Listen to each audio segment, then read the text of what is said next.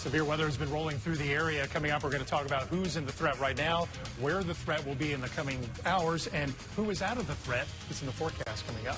Also ahead, a pizza delivery driver is killed on the job. What we are learning about 3 similar robberies in the same area.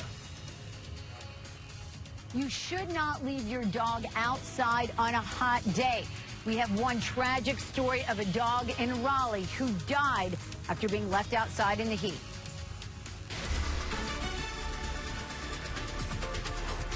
Severe weather is hitting our area right now. This is video into our newsroom within the past hour from Garner on Jones Sausage Road on Highway 7, and you can see the winds whipping the rain around, very powerful storms. We're glad you're with us this afternoon. I'm Catherine Brown. And I'm Gerald Owens. We're taking a look at some dark clouds over Clayton right here. It's been that kind of day. Parts of Johnston, Wayne, Wilson counties under a severe thunderstorm warning with heavy rain and damaging wind expected. We have live team coverage from our breaking news tracker on the roads and WRAL crews in the field watching for the weather conditions. But we start with meteorologist Mike Mays in the Weather Center. Mike. Well, Gerald, we still have that severe thunderstorm warning now that's been whittled down to just Wilson County. This is the broad view of what's going on. You can see the line of showers and thunderstorms that stretches from Halifax County all the way through Harnett County and into Hope County. All this is sliding to the east and southeast. Behind this line, your threat for any severe weather is over. That includes Raleigh, that includes Franklin County, includes Durham and Person County, Chatham County, Sanford, over to Moore County. Again, your threat for any severe weather has come to an end, but the threat still exists for Fayetteville, Clinton, Goldsboro, and areas ahead of this line of showers and storms. Now, since we outlined who still has the threat left, let's take a look at who is under the greatest threat right now. Severe thunderstorm warning is still in effect for Wilson County. That's until 4:15. The potential is for winds up to 60 miles per hour. The storm is moving to the east at about 45. Now, we did get a report of some wind damage off to the west over southern Wake County. This came in from the chat room from the National Weather Service. Storm damage on Spruce Meadows Lane and Wilson Springs in southern Wake County.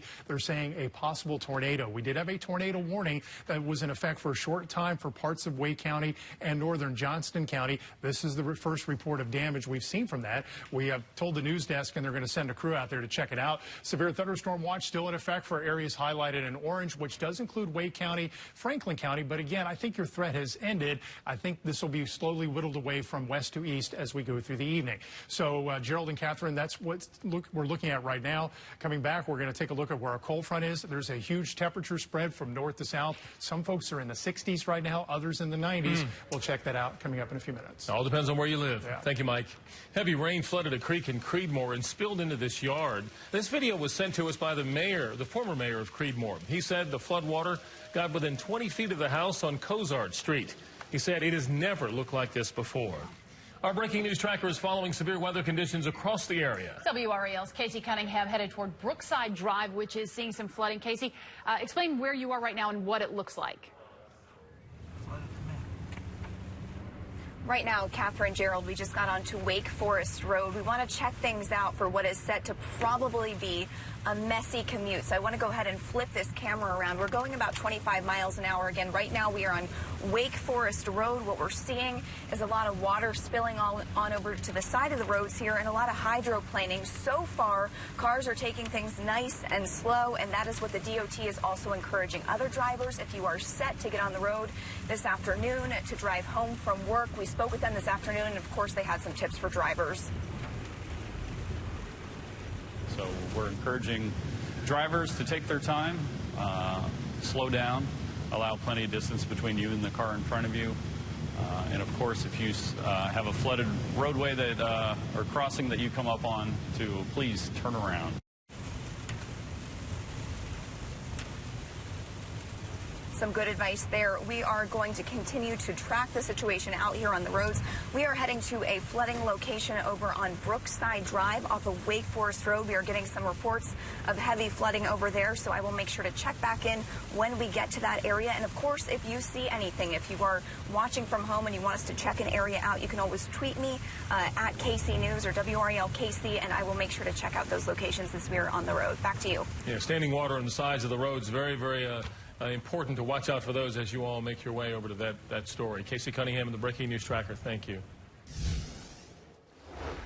I'm Mark Boyle in the Live Center. When that storm moved through earlier this afternoon, we started getting reports of different issues. This one here you're seeing behind me in these live pictures from East Raleigh police, as well as fire crews and gas company officials on scene of what we were being told is a gas line that was hit. It's unconfirmed exactly how that line was hit. It could be weather-related, likely weather-related, but we're waiting to hear back from Dominion in terms of exactly what caused that gas line to be hit and rupture and the circumstances surrounding it. Just to give you a better idea of what we're talking about, this red dot right here is that intersection off of Crosslink Road. It's in the 1300 block. We'll keep you posted as we go into the afternoon. Back to you. Mark, thank you. Well, as severe weather rolls through much of the viewing area, some Wake County residents are bracing for what could be another round of damage for their communities. Our Aaron Thomas is live from Weathers Road in Wendell, where neighbors are still cleaning up from the last round of storms back in May. Aaron?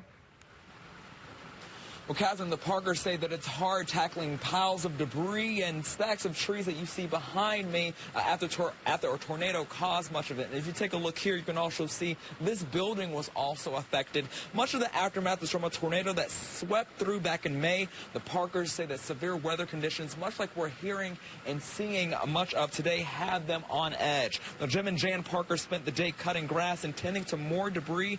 The two tell me that they wake up every day trying to figure out a game plan on cleaning up the mess. They fear more heavy rain and wind today could mean more significant damage and money out of their pockets. Jan Parker says that insurance helps just a little bit with the trees, but she and her husband have to fend for themselves because this is private property.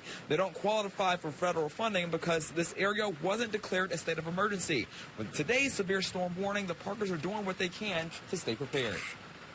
We're not as young as we used to be, so we just have to take baby steps. And with these storms moving in, the Parkers tell me that it really is just a day-to-day process trying to get much of this cleaned up and keeping a closer eye on these storm conditions. Back to you. All right, Aaron Thomas live in Wendell. Aaron, thank you. And now is a good time to make sure you have the WRAL weather app on your phone. You can count on weather alerts based on where you live. The WRAL weather app is available for Apple and Android devices. A pizza delivery driver is dead after an armed robbery in Halifax County. WRAL has learned there have been 3 similar cases nearby in the past 2.5 months. They happened within a 3.5-mile radius. 2 happened in Roanoke Rapids this month. A third happened in the county right near the last night's deadly holdup. WRAL Sloan Heffernan takes us to the neighborhood where it happened. This is the driveway where the pizza delivery driver was shot and killed last night during an apparent armed robbery. And tonight, we have learned that there was a second armed robbery that happened 2 months ago involving another pizza delivery driver just a few feet from the one that happened last night. It happened here in front of this home.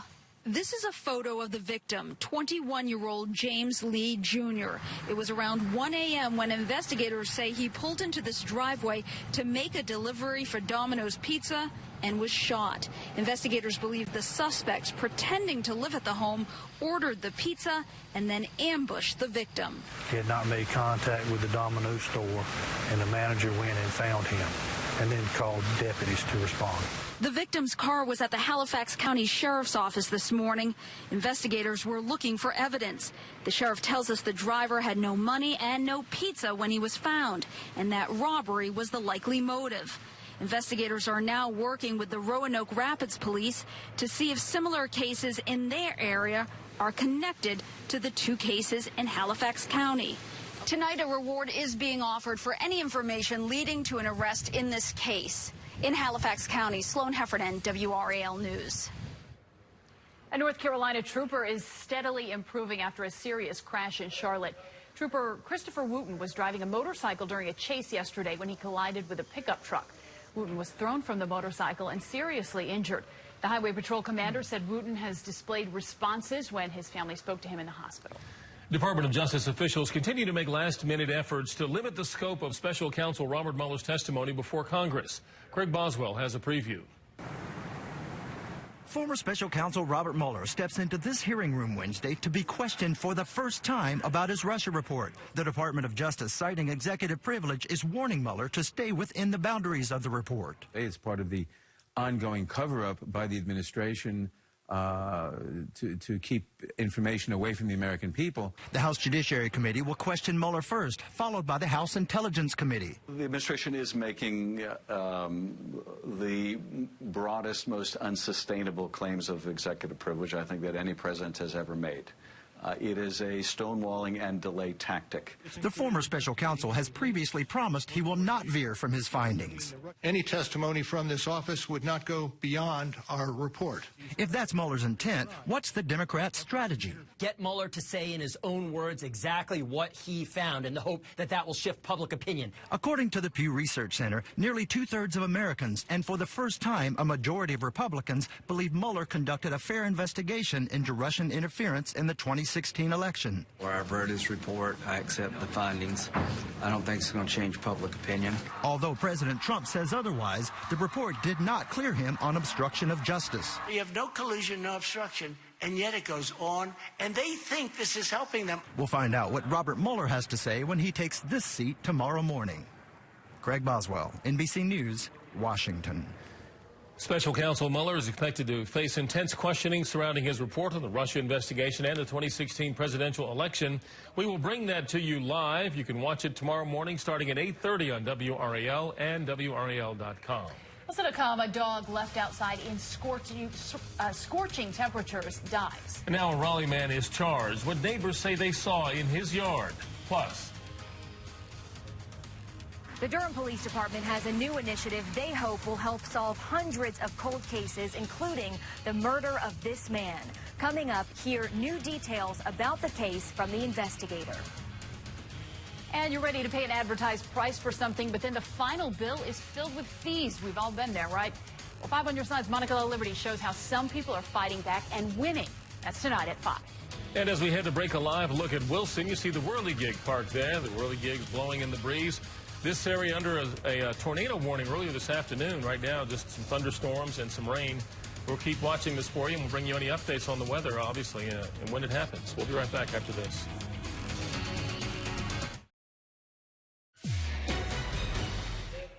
I'm Mark Boyle in the Live Center, monitoring a lot of delays and cancellations out at RDU because of those strong storms moving through our area. This is a flight that was bound from Atlanta to Raleigh. It circled several times over our area, ended up being diverted to Richmond because of the weather. Take a look at this flight right here, inbound from Paris to Raleigh.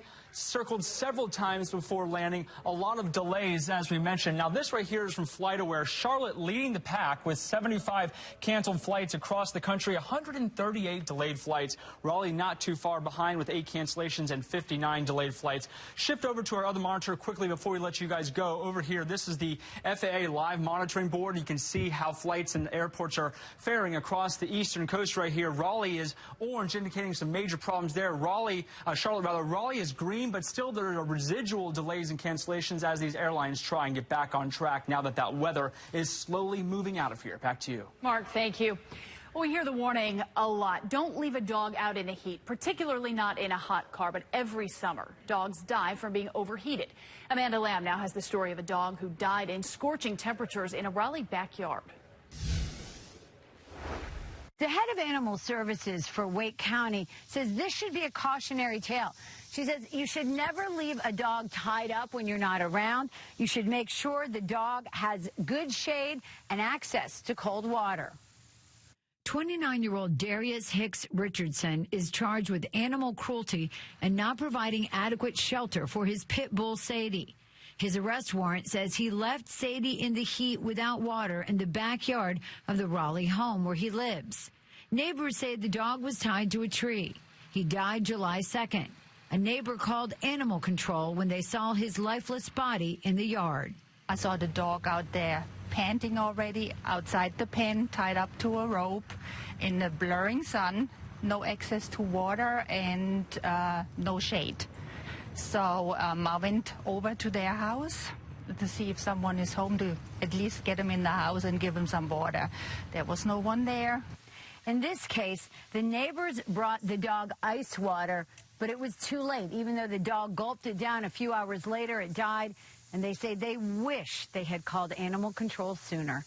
Amanda Lamb, WRAL News, Wake County.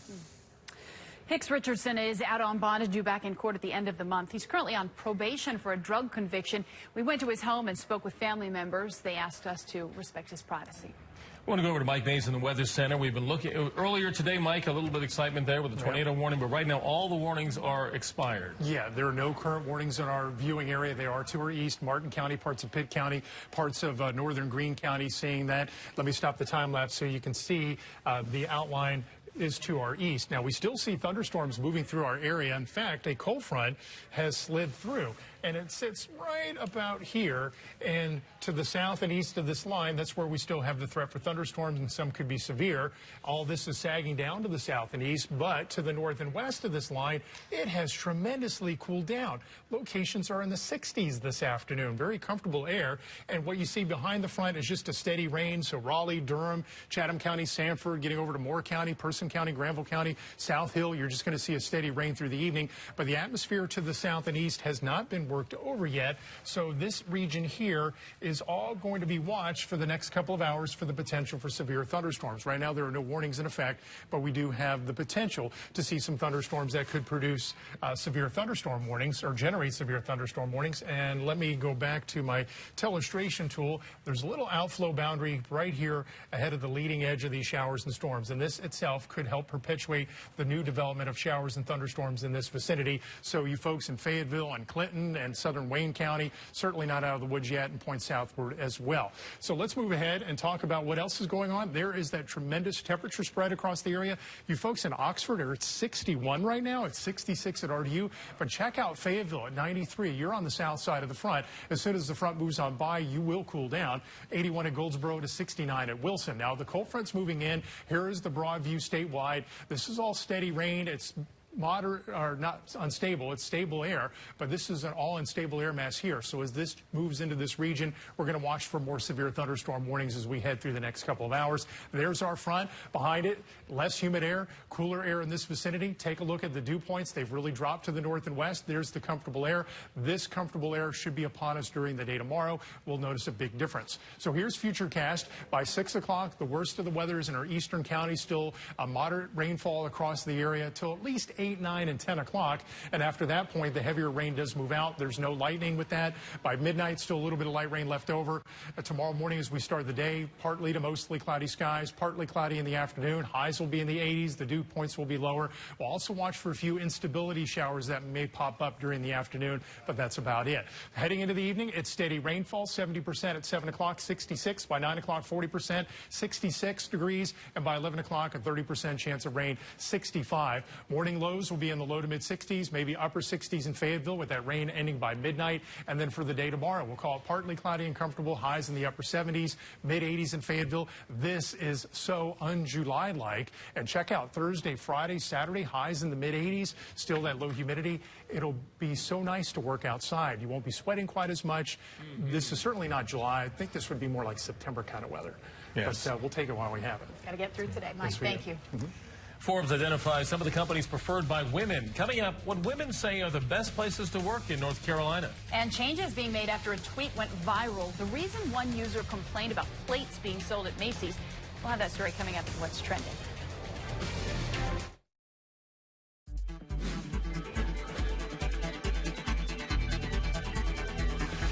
It's time now for a look at what's trending. All right, and we're used to seeing dinosaurs chasing after people in the movies, but this time it was the good guys doing the chasing in a very funny video. Take a look. Police in England have dash camera video, and they're cracking up while they're chasing this inflatable dino. You can hear them laughing. It's very funny.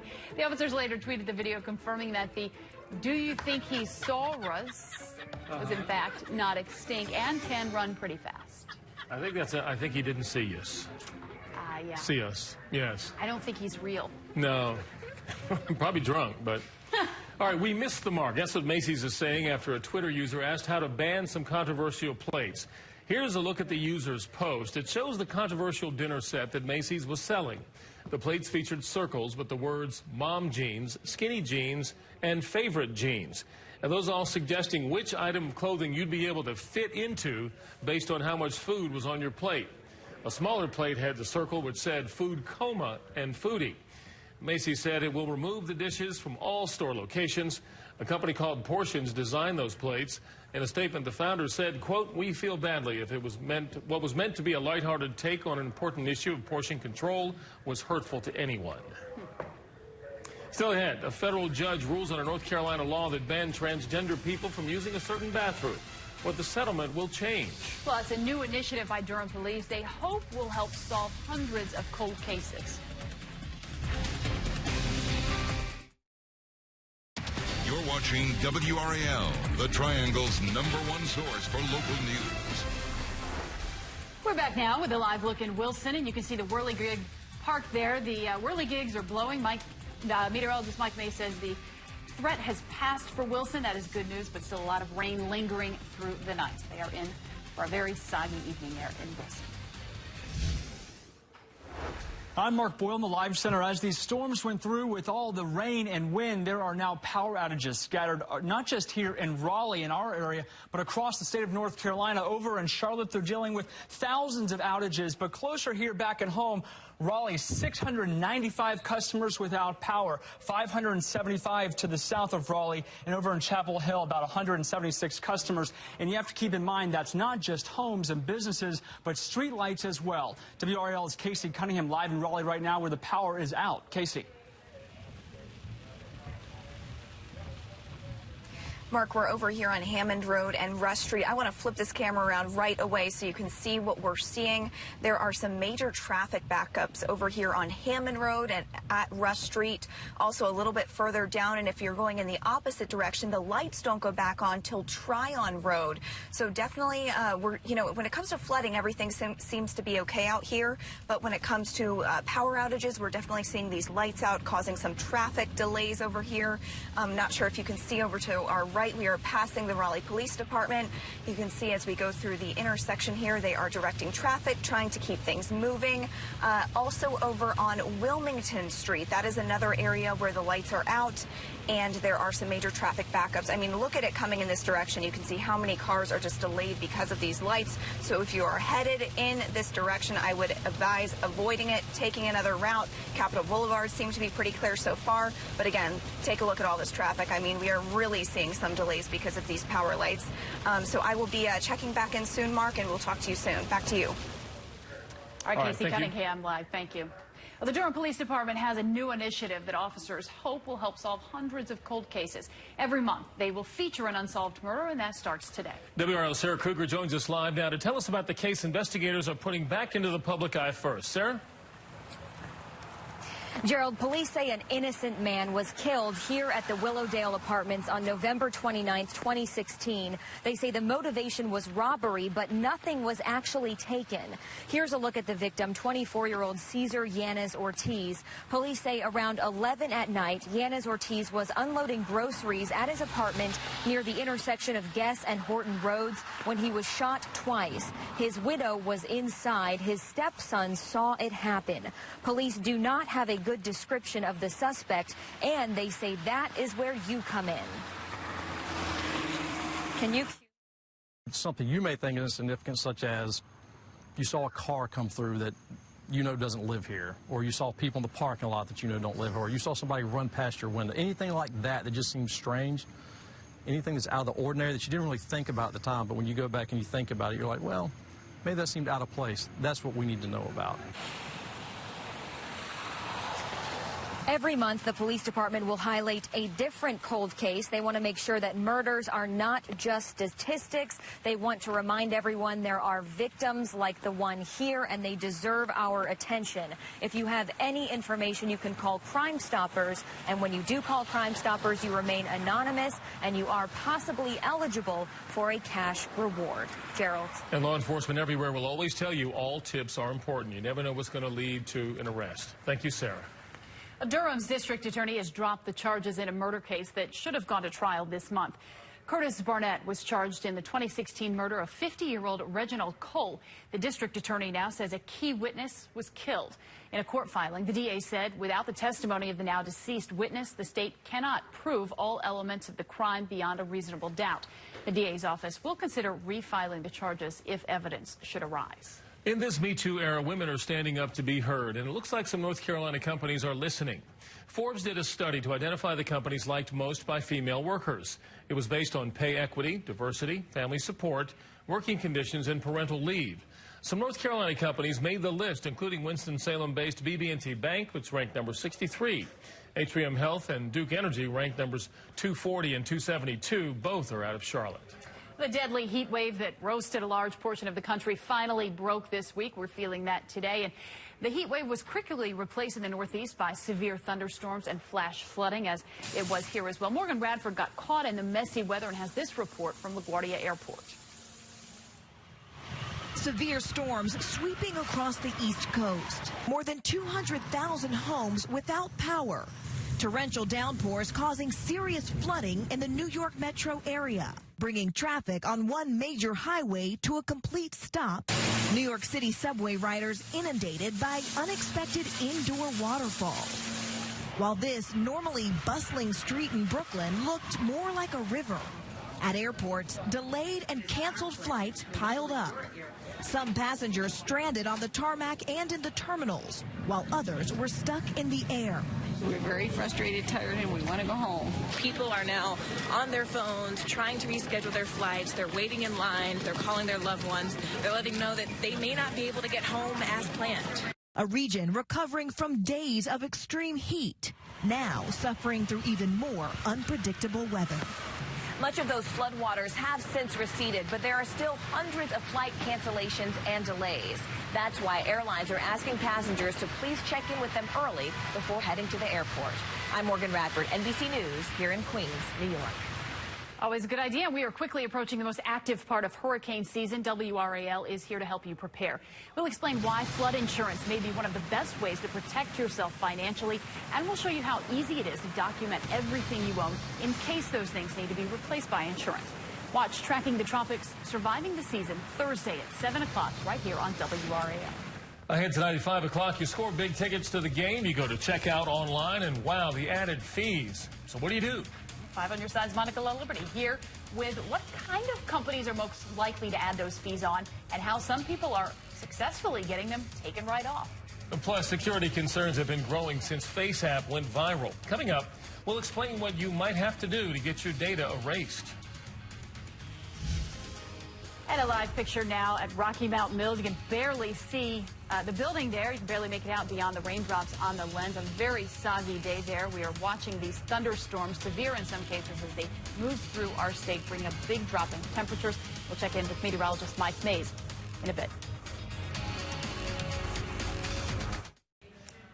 Ever since the new Face app went viral, concerns have been growing over how the app's creators are using your data. Andrea Day shares the latest information about the app and what you can do if you want your data erased.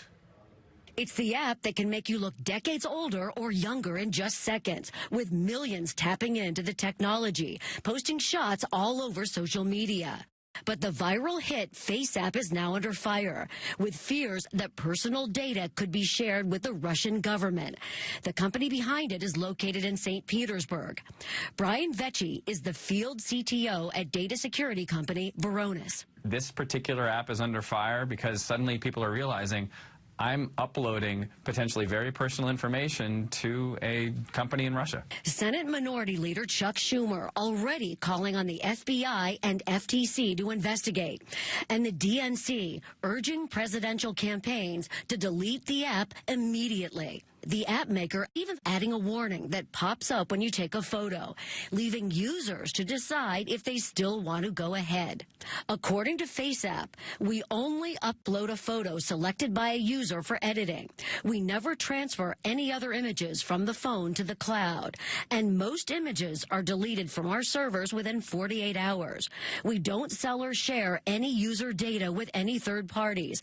And even though the core R&D team is located in Russia, the user data is not transferred to Russia. But Vecchi still has concerns. We just kind of have to assume that once we give somebody our data, they're going to do whatever they want with it. That was Andrea Day reporting. Now, even using the app once and deleting it can be an issue. Experts say getting Facebook to delete your data takes some work. You'll have to click on settings and support, then send an email, and still no guarantee. You gotta know. Nothing on the internet is private, right? Well, settlement in North Carolina opens more public restrooms to transgender individuals. We'll explain what the new ruling means in a live report still ahead. Mike? Oh, Catherine, a very soggy afternoon across the area. A lot of us have seen the severe threat pass. When we come back, we're going to take a look at how the severe thunderstorm watch has been whittled away. We're currently looking at a shot of our Lake Gaston camera. Quite a different scene than what it was yesterday. Rain's coming down. We'll check out the latest on the radar as well. Stay with us. Good afternoon. I'm David Crabtree. Coming up at 5 o'clock today, you find just the right ticket you want for a concert or a sporting event. It's a price you can afford, and then you hit pay, and all of a sudden the fees are through the roof. 5 on your side's Monica La Liberty will join us with the story of what kinds of companies charge those high fees and how you can avoid the fees. And then at 5:30, the countdown is on to the 2020 Summer Olympic Games in Tokyo. We'll have a preview of the 4 new sports to look out for this year and some of the key athletes. Those stories, guys, and much more beginning at the top of the hour. All right, thank you, David. The last remaining lawsuit over the so-called bathroom bill in North Carolina is over. A federal judge signed off on a settlement today between the state and the plaintiffs. WRAL Capitol Bureau Chief Laura Leslie live now on Jones Street with reaction from lawmakers. Laura? Gerald and Catherine, is the end of a 3-year saga for the state's notorious bathroom ban. That's a law that cost the state respect, money, and jobs before legislators partially rescinded the bill the following year. Now, you might remember back in 2016, North Carolina lawmakers passed the now infamous House Bill 2, which dictated that transgendered people could only use the restrooms in universities and government buildings that matched their gender at birth. At the time, several transgender UNC employees and students filed suit against that law, claiming it unfairly targeted them and exposed them to harassment. After the law made national and international headlines, causing the state to lose business and events, legislators changed the law in 2017, removing the bathroom language. A federal judge today signed off on a settlement agreement between the plaintiffs and the attorneys for the Cooper administration, ending the legal fight. The deal says the state cannot use House Bill 2 or the law that followed it to prevent transgender people from using restrooms or facilities in state government buildings that match the gender with which they identify. Now, Republican state lawmakers did intervene in that case. They were opposed to the settlement, but around here today, legislators haven't had a lot to say about the ruling. Today, we got a statement from Senate Leader Philip Berger's spokesman saying, hopefully we can finally put this years-old issue behind us and move forward. House Speaker Tim Moore also today said that he couldn't really comment on the ruling because he hadn't read it yet, but he did indicate that state lawmakers are unlikely to revisit that issue. Back to you. Laura Leslie, live in Raleigh. Laura, thank you. You could have to pay more to get a hunting and fishing license in North Carolina. That's a proposal moving through the General Assembly. The House bill would increase the fee for an annual inland fishing license from $20 to $25. A hunting license would go to $25. A joint hunting and fishing license for residents would go up from $25 to $35. The bill boosts fees for 17 licenses and permits. A new mural is celebrating the Women's World Cup Championship at the Morgan Street Food Hall in Raleigh. This is made by local artist Taylor White and features 3 players, including Abby Ursig from the North Carolina Courage. The work is to celebrate the players taking part in the Women's World Championship. The tournament is in Raleigh starting on August 15th at the stadium at Wake Med Soccer Park. Millions of dollars are coming to Hoke County in the wake of Hurricane Florence. The $3.1 million coming from the Department of Labor to help North Carolinians get back to work in areas affected by the storm. This is a temporary program aimed at allowing the state to match people who need work with organizations looking for workers. As of June, that program has helped more than 500 storm victims.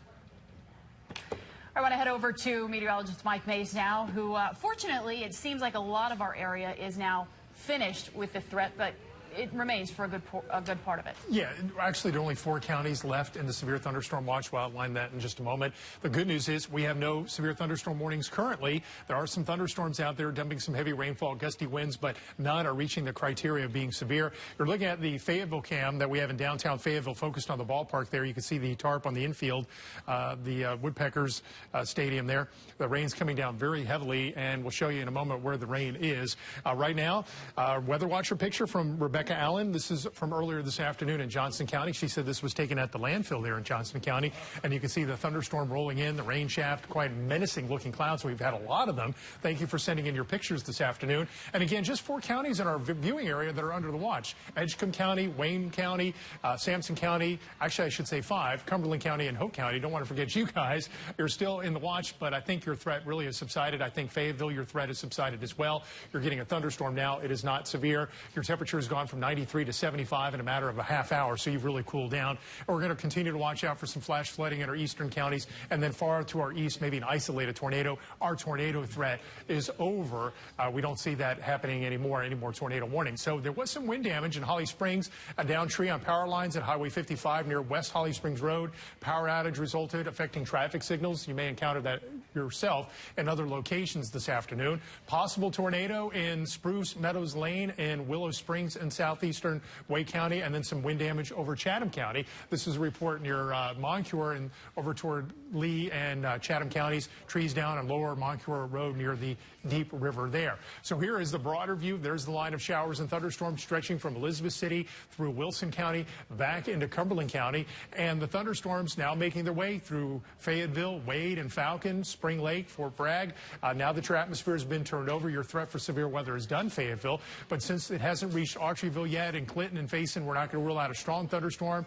The outflow boundary has moved on by. We're going to see more storms develop. And this is really much needed rainfall. There have been hit and miss storms over the past several weeks, but not on a widespread basis. There's a little pink polygon showing up over here near Elizabeth City. That is a tornado warning. And a pattern change. We see a strong trough of low pressure in the upper atmosphere that is not typical for this time of the summer. And we see a strong flow of dry air coming in from Canada. There's our front. Summer is on hiatus. Check out the temperatures right now. 79 in Kansas City, 79 in Cincinnati, 81 in Memphis. Nobody is hot in the east. A huge reversal from what we had just a few days ago. So our breakdown tomorrow, it's partly cloudy, maybe an isolated afternoon shower. It's not hot. 79 at Roxborough to 85 in Fayetteville. And then the air dries out, the humidity drops, so it will feel pretty good to be outside. You'll feel it in the morning, partly cloudy, cooler 65 by 8 a.m. And a great playground forecast, upper 70s at lunchtime. Partly cloudy skies, 81 at 2, 84 at 4. That is our forecast high. And check out the next 7 days, comfortable. And if we get back into, when we get back to the warmer weather, it's probably not till Sunday and Monday of next week. So enjoy the mid-80s for the next 4 days. This is certainly a treat. Oh, yes. I'm loving this. Thank you, Mike. Well, still ahead, the state where students can take a mental health day as an excused absence. The troubling trends that led to a new law to support kids and teens. We'll show you how it works. And a couple who stopped to fill up on July 13th. Days later, they were dead. We'll show you the newly released sketch of a person of interest and video of the last time this couple was seen alive. New video out today shows neighbors shielding a Nashville family as ICE agents try to serve a warrant. These neighbors formed a human chain, shielding the man as he entered his home yesterday. He spent hours sitting in his car to prevent the ICE agents from arresting him. He had a 12-year-old boy with him. The agents who were there to arrest the man with an administrative warrant eventually left empty-handed. And President Trump is giving immigration officers more authority to deport undocumented immigrants. Fast-track deportation applies to anyone in the U.S. illegally for less than 2 years. It used to only apply to people caught while crossing the border by land. The Homeland Security Department says expedited removal will make deporting immigrants more efficient. A representative of the American Civil Liberties Union says they will challenge the policy shift in court. Also new today, a sketch of a person of interest in the death of a Charlotte woman and her Australian boyfriend. A witness said she saw a man talking to China Dees and Lucas Fowler on July 14th. Canadian police want to know if the couple's murder may be linked to another case they're investigating. Now, on Friday, they found a burning car nearly 300 miles from where Dees and Fowler were found. The occupants, 2 men, have yet to be found. Canadian police have released new footage of the murdered couple from Charlotte. This is video of Dees and Fowler visiting a gas station in British Columbia. They were wrapping up a 2-week road trip through Canada when their bodies were found on a highway. Authorities say they were shot to death, and they believe the murders happened between July 14th and 15th. R. Kelly's crisis manager is stepping away from his job for personal reasons, he says. In his announcement, Daryl Johnson said Kelly would be in good hands with his attorney. This news coming out last night, just hours after he appeared on national television with Gayle King. He defended Kelly, but then quickly said he would not leave his own daughter with a pedophile. That interview posted by CBS News on YouTube. You have a 20-something-year-old daughter. Would you allow her to be alone with Absolutely not. With R. Kelly? I wouldn't leave my daughter with anybody that's accused of pedophilia. So you would not?